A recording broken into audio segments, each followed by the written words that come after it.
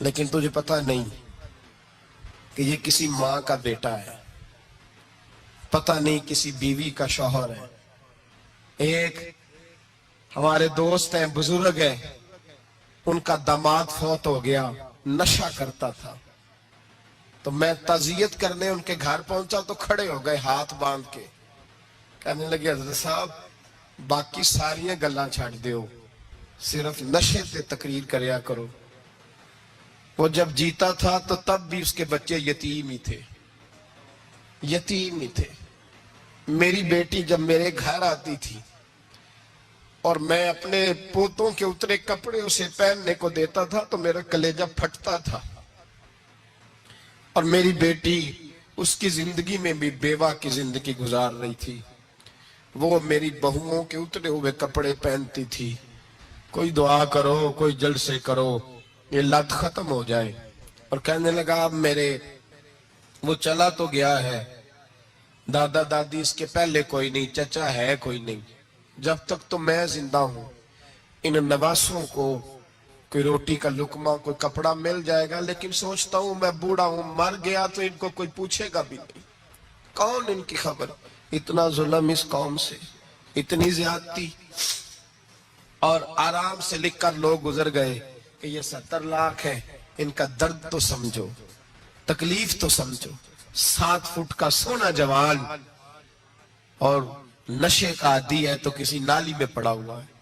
اور میں نے کہا اس قوم کے ساتھ اس سے بڑا بھیانک مذاق کیا ہوگا۔ کوئی دانشور تھا بڑا ظالم، اس ظالم سے کوئی مشورہ لینے آیا، اس نے آ کے کہا تو بڑا ظالم ہے، بڑے کڑوے مشورے دیتا ہے، میرا ایک دشمن ہے، میں اس سے بدلہ لینا چاہتا ہوں، میرا دل کرتا ہے اس کا بچہ قتل کر دوں تاکہ وہ تڑپے۔ تو ظالم نے کہا اسے قتل نہ کر، وہ تو اس کا باپ 2-4 مہینے رو کے چپ کر جائے گا، پھر میں سخت سزا دینا چاہتا ہوں، مشورہ دے۔ تو اس نے کہا اس کے بچے کو نشے پہ لگا دے، جس کا بچہ نشہ کرے گا وہ باپ روز مرے گا، روز جیے گا، وہ ماں روز مرے جیے گی، نشے پہ لگا دے۔ اس قوم کے ساتھ سب سے بڑا ظلم یہ ہوا کہ ملت کا جوان نشے پہ لگ گیا، ڈرگز پہ لگ گیا، اتنے تباہ حالات ہوئے کہ جوان چڑھتی جوانیاں، اماں نے کتاب دے کے بھیجا تھا، اور کالج سے واپس آئے تو نشے کے ٹیکے ہاتھوں میں پکڑے ہوئے، ٹیکے۔ اور آپ کے اس ملک کے اسلام آباد میں ایک دن میڈیا نے وہ خبر بھی وائرل کی اور وہ چیز بھی دکھائی لوگوں کو، 3 مہینے کا بچہ لے کے نشئی سڑک پہ آ گیا، اس نے کہا میرا نشہ ختم ہو گیا، میرا بچہ خرید لو، 2 پڑیاں دے دو۔ تو وہاں بیبیاں جو سن رہی تھی وہ بھی چیخیں مار کے رو رہی تھی۔ یہ ظلم کیا اس قوم کے ساتھ، اور کرپشن کی لعنت نے اجازت دی سپلائی کرنے والوں کو کہ گلی گلی بھیجے، گلی گلی۔ انہوں نے کچھ تھوڑا ظلم نہیں کیا ان حکمرانوں نے، اور ہماری اپوزیشن اس کو نہ صرف اتنا پتا ہے کہ یہ جائے اور ہم آئیں، اس سے زیادہ کوئی غرض نہیں۔ بھائی کرپشن کے خلاف نکلے ہو تم، نشے کے خلاف کس دن نکلو گے؟ جوئے کے خلاف کس دن؟ قوم تو مر رہی ہے نشے سے، اس کے خلاف میدان میں کب آؤ گے؟ صرف اتنا ہے کہ یہ جائے اور ہماری باری آئے، اس سے زیادہ کچھ نہیں۔ جتنے مجرم وہ ہیں اتنے ہی تم بنتے جا رہے ہو، اس لیے کہ اصل بات پر نہ وہ آتے ہیں اور نہ اصل بات پر یہ آتے۔ بھائیو میرے نبی پاک صلی اللہ تعالی علیہ وسلم، اور ایک اور تماشا ہے، یہ میرے پہ اللہ کا یہ احسان رہا، اس لیے نہیں کہ میں پرہیزگار آدمی ہوں نیک ہوں، اس لیے نہیں، ویسے ہی اللہ بعض اوقات اسباب بناتا ہے، سبب بناتا ہے۔ مجھے نہ شراب کے رنگ کا پتہ ہے، نہ اس کی خوشبو کا پتہ ہے، نہ میں نے کبھی زندگی میں دیکھی ہے، یہ کرم ہے میرے حضرت صاحب کا، میں نے نہیں دیکھی، مجھے نہیں پتا کیسی ہوتی ہے، کچھ باتیں میں نے سنی ہیں۔ ایک محفل میں بیٹھا تھا مجلس میں، تو ایک شخص نے کہا کھانسی نہیں جاتی بچے کی، دوسرا اس کو مشورہ دے رہا ہے، کھانسی نہیں جاتی، بڑی دوائی دیسی بھی فلاں بھی بڑی کھائی، مشورہ دیا اس کو کہ تو اس طرح کر، اس کو نا شراب کے 2-4 چمچے پلاؤ، کہتے ہیں جی اس کو نا یہ پلاؤ تو صحیح ہو جائے گی، تو میں نے پلٹ کے اس کی طرف دیکھا، میں نے کہا کوئی عقل کار کیا مشرقل مولانا میرا تجربہ ہے. میں نے کہا تیرا تجربہ افضل ہے یا رسول اللہ کا فرمان زیادہ افضل ہے؟ تیرا تجربہ افضل ہے. حضرت ام سلمہ رضی اللہ تعالیٰ عنہ کہتی ہے میں نے عرض کی یا رسول اللہ صلی اللہ علیہ وسلم میری بچی بڑی بیمار ہے، تو مجھے کسی نے کہا ہے یہ تھوڑی سی نشے والی چیز ہے، یہ بنا کے تیار کر کے دو صحیح ہو جائے گی. بیمار ہے بچی تو یہ نشے والی چیز ہے، اس کو تیار کر کے دو، تھوڑا نشہ ہے. اگرچہ بعض میں نے شروع میں کہا بعض لوگ مریض کو، سخت مریض کو ایسی ادویات جو مجبوری بن جائے اس کی گنجائش اور اجازت دیتے ہیں. محتاط علماء تو اس میں بھی بہت ساری چیزیں پہلے بیان کرتے ہیں، لیکن اس نے کہا جی نرا نشہ دینا ہے شفا کے لیے. تو حضرت ام سلمہ کہتی ہے میرے نبی پاک نے میری طرف دیکھا، میری طرف. تو میں نے کہا یا رسول اللہ آپ کیا فرمانا چاہ رہے ہیں؟ تو نبی پاک نے فرمایا ام سلمہ کبھی ناپاک چیز میں بھی شفا ہوئی ہے، کبھی ناپاک چیز میں بھی، کبھی شراب اور خمر میں بھی شفا ہو سکتی ہے. شفا رب کریم نے رکھی ہے پر شہد کے اندر رکھی ہوئی ہے، شفا اللہ نے رکھی ہے قرآن مجید میں رکھی ہوئی ہے. تو اس میں بھی کبھی یہ حضور نے بیان کیا ہے کہ اس کے اندر شفا ہو سکتی، تو امت کتنی دلیری کرتی ہے جو یہ مشورے دیتی ہے کہ اس کے اندر نشہ ہے، شراب ہے تو کھانسی چلی جائے گی تو فلانی بیماری چلی جائے گی. نہ آؤ ان چیزوں پہ، نہ اپنے ایمان کو خرابی دو، اور نہ ایسی باتیں کرو جس سے کہ ڈائریکٹ رسول اللہ صلی اللہ علیہ وسلم کے واضح ارشادات کی مخالفت ہو. میرے نبی پاک صلی اللہ علیہ وسلم نے فرمایا. اور پھر کچھ لوگ کہتے ہیں تھوڑی پی ہے جی.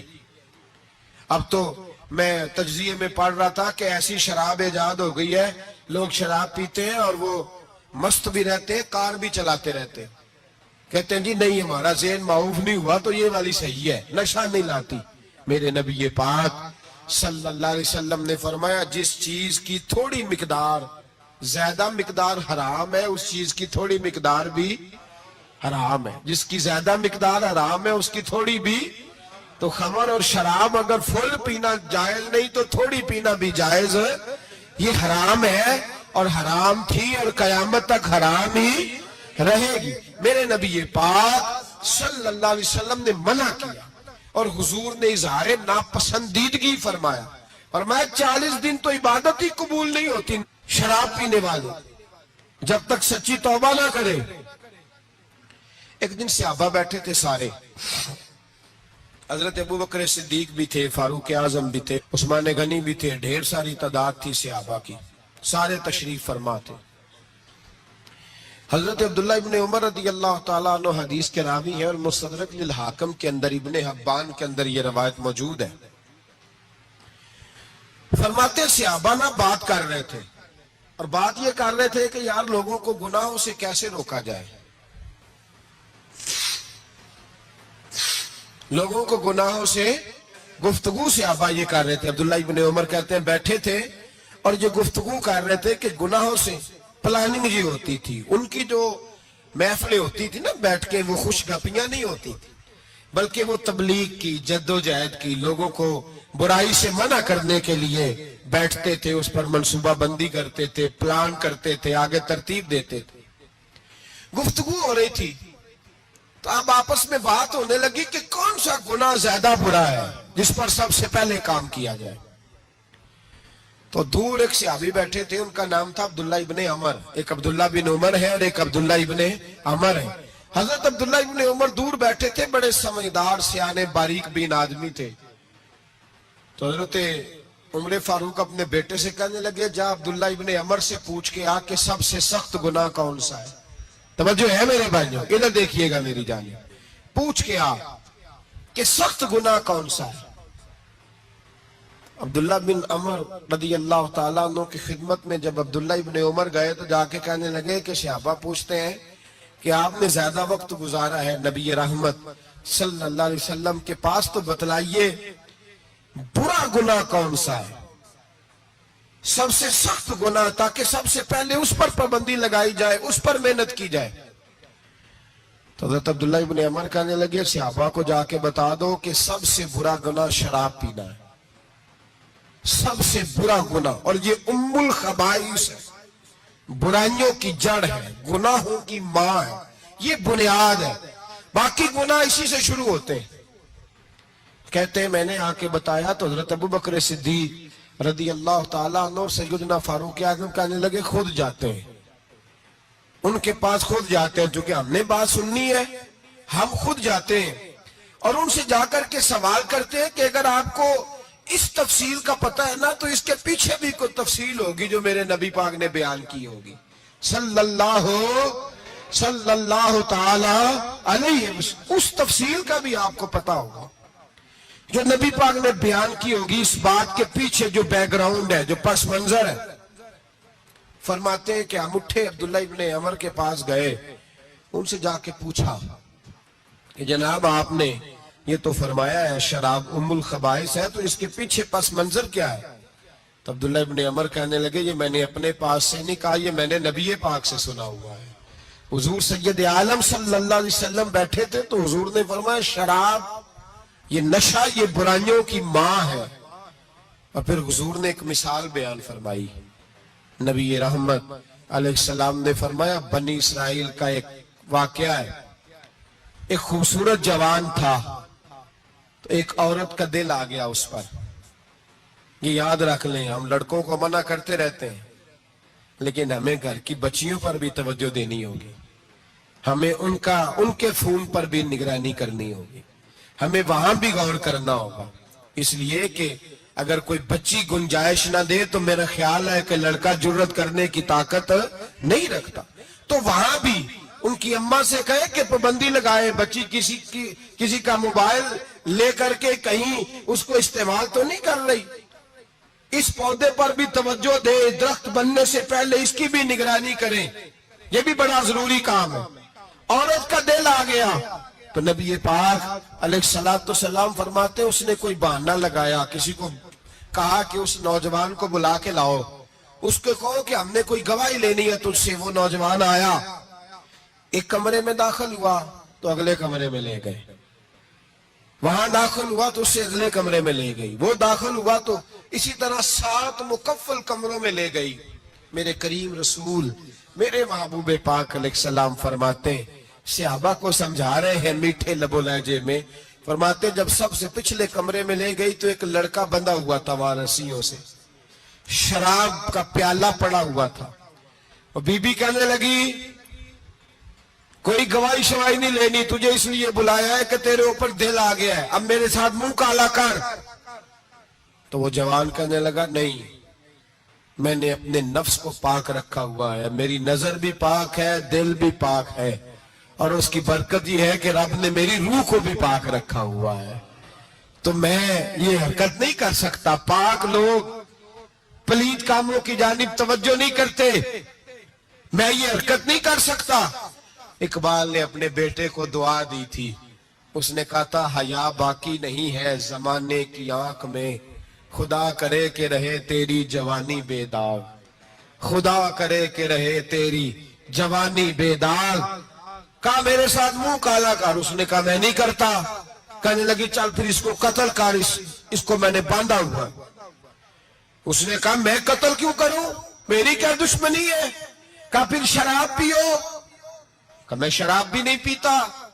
تو وہ کہنے لگی اب تو میں نے تجھے اپنے چنگل میں پھانس لیا ہے، اب تو یہاں سے بچ کے جا نہیں سکتا، اور اگر تو باہر جائے گا تو میں شور کروں گی، لوگ جمع کروں گی، اس نے میری عزت آبرو پہ ہاتھ ڈالا ہے، تو بچ تو نہیں سکتا، ایک کام تو کرنا پڑے گا۔ محبوب فرماتے ہیں اس نوجوان نے سوچا کہ زنا بھی بہت بڑا جرم ہے، قتل بھی بہت بڑا گناہ ہے، چلو اب مجبوری ہے تو شراب پی لیتا ہوں۔ لیکن وہ سمجھا نہ کہ شراب تو بنیاد ہے، اس نے ایک پیالہ جو پیا، کہنے لگا ایک اور دے دو، دوسرا پیا تو کہنے لگا ایک اور دے دو، اب 3 پیالے 3 بوتلیں شراب جو پی چکا تو خماری چڑھ گئی۔ اب اس عورت کے قریب جانے لگا کہ میں تیرے ساتھ زنا کروں گا۔ اس نے کہا جب تک میں قریب نہیں آنے دوں گی جب تک تو اسے قتل نہ کرے۔ اس نے اسے قتل بھی کیا، زنا بھی کیا، تو محبوب فرمانے لگے یہ قتل اور زنا جو ہوا ہے تو یہ شراب کی وجہ سے ہوا ہے. گویا شراب وہ جرم ہے جو قتل بھی کرائے گی, جو زنا بھی کرائے گی. اور اگر آپ نشئی کو دیکھیں, اگر آپ شرابی کو دیکھیں, تو کیا وہ ڈکیتیاں نہیں کرتا پھرتا, وہ چوریاں نہیں کرتا, وہ اپنی ہی ماں کا زیور نہیں بیچ آتا, وہ اپنی ہی بہن کا پڑا ہوا جہیز نہیں بیچ آتا, وہ اپنے ہی گھر میں ڈاکے نہیں ڈالتا, وہ اللہ کے گھر مسجد میں آ کر کے چوری نہیں کرتا. وہ صرف اس لیے کرتا ہے کہ یہ نشہ, یہ شراب یہ ماں ہے گناہوں کی, یہ جڑ ہے. ملت کے لوگوں یاد رکھو, اس امت, اس پاکستان کے ساتھ جہاں بہت سارے ظلم ہوئے, وہاں بڑا ظلم یہ ہے کہ بہت بڑا طبقہ جوانوں کا نشے کا عادی ہے. وہ نشہ انہیں عشق مجازی اور عورتوں کے عشق کی جانب لا رہا ہے. وہ نشہ چوریاں کرا رہا ہے, قتل کرا رہا ہے, ڈکیتیاں کرا رہا ہے. بہت بڑے ظالموں نے بہت بڑے ہاؤس بنائے ہوئے ہیں جن کے اندر شراب فراہم کی جاتی ہے, نشہ دیا جاتا ہے.